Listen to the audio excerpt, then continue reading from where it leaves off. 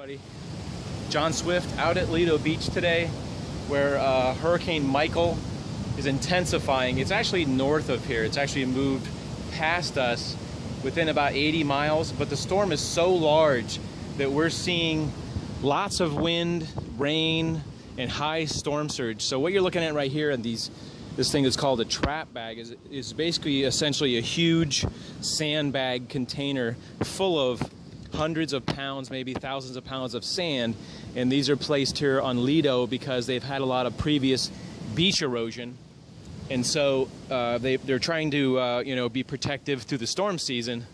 So up to this point, these bags are intact, but as we go out to the beach, I'll show you, most of the bags have been completely emptied by this storm and are just kind of laying there. So they've kind of put some caution tape out here to let people know they shouldn't probably be safe. It's not really safe to walk out here. But as you kind of overlook, you've got all this beach is basically covered from the storm surge. There's several feet, I don't know, 6 to 10 feet of storm surge. You've got huge waves out here, and you can see these little black dots out here are actually surfers surfing out there. These swells look to be about 10 to 12 feet. Some of them very, very tall swells. I'm just guesstimating. Really don't see that on the Gulf Coast side very much. But like I was saying earlier, if you look at these black plastic bags, whatever they're made out of, they've basically all been emptied by all the storm surge. Normally you'd have maybe 50 to 75 yards of sand right out here at the public area, about out to here. And it's basically all been covered by this storm surge, a lot of chunks of sand. We're gonna walk out here in a second. I walked out here previously with my other camera and it kept fogging up, so I switched cameras. My GoPro was fogging up a lot. You can see whatever this was has kind of been really ravaged. You've got some intact sandbags right here, and there's like, I guess there was some kind of cardboard in there. And you can see the massive amounts of sand that have been taken, where this was probably a slope right here. A lot of it's been emptied out. These waves just keep coming, taking out more sand and more sand. Oh, down here you've got news crews filming all this. So this is some pretty intense. Now it's not actually high tide. I think it's going to be around 2:30 this afternoon is going to be high tide. So this may be even worse as the day progresses. I don't know.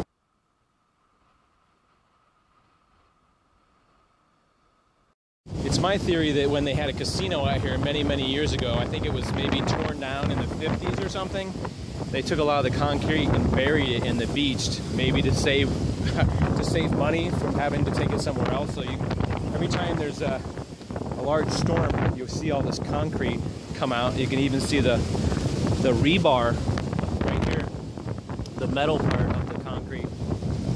Some of it's kind of a red color and some of it's kind of concrete. But, I almost think there's more people out here now. Boy, my foot hurts.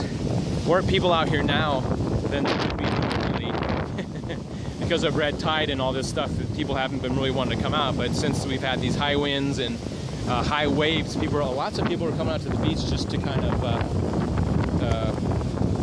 storm watch, I guess. American pastime. Probably get a good view.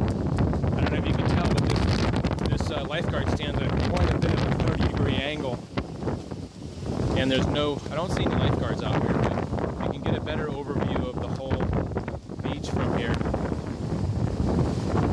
And I see not really much beach left, just the sand, just the grass is out here. And photographers, lots of wind. And a few surfers who are brave enough to come out here and plow through these waves out here. Around back now, and you can see the back part of the skids are basically sticking up off the ground, and this thing's tilting. A large tilt, looks like it's just ready to fall right in the water.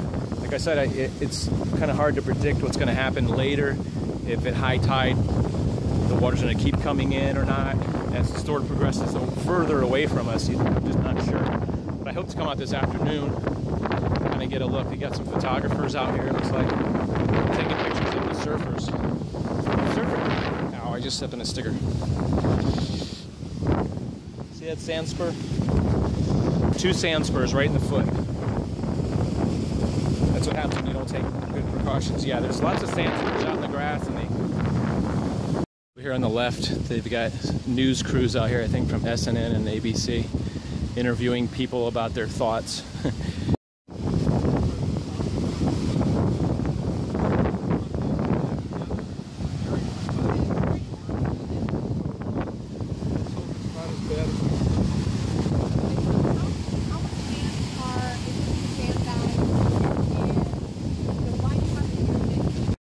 I believe that gentleman in the cap back there was the city manager for the city of Sarasota. And I believe they were talking about the sandbags. Something like 500 tons of sand were in those sandbags. I think some of them were, like I showed you, were closer in toward the land than some of them were out in the water. The ones in the water are pretty much completely gone, so I think the news is interviewing him about what's going on. Having a really bad hair day today. So this is the other lifeguard stand. I can see there's a lifeguard still in there. Of course, they got the red flag, water closed to the public, flags up, high hazard. You can see the water is basically up to the stairs here. And I imagine it will keep rising as the day goes forward. Like I said, high tide is later in the afternoon. So I would think as the water rises, it will keep climbing on shore. You can see they've got several hundred yards, well, not 100 yards, several yards, tens of yards to the parking lot. So it may be possible that this will rise because these dunes aren't very high. It might end up flooding into the parking lot and into the street, which happens a lot when we get these onshore storms. As you look down the beach down here, you can see the other lifeguard stand is all but basically in the water too.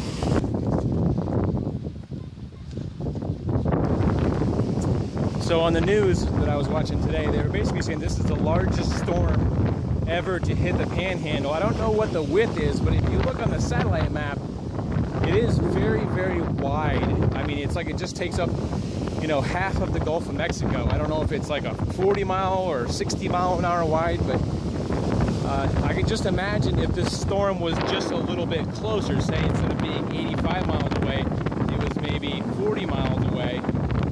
Man, I can just imagine the types of 140-mile-an-hour winds, 100-mile-an-hour winds coming in here, really causing major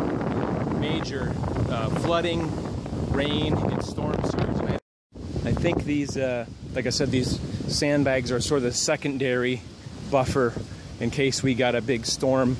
So Sarasota did think about, you know, just in case we have any storms before the end of storm season, they did prepare.